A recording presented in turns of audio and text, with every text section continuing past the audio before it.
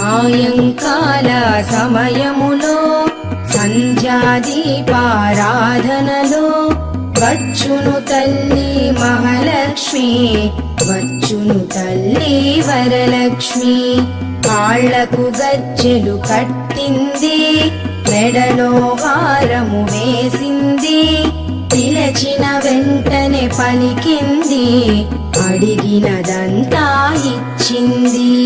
సాయంకాల సమయములో సంధ్యాదీపారాధనలో వచ్చును తల్లి మహాలక్ష్మి, వచ్చును తల్లి వరలక్ష్మి.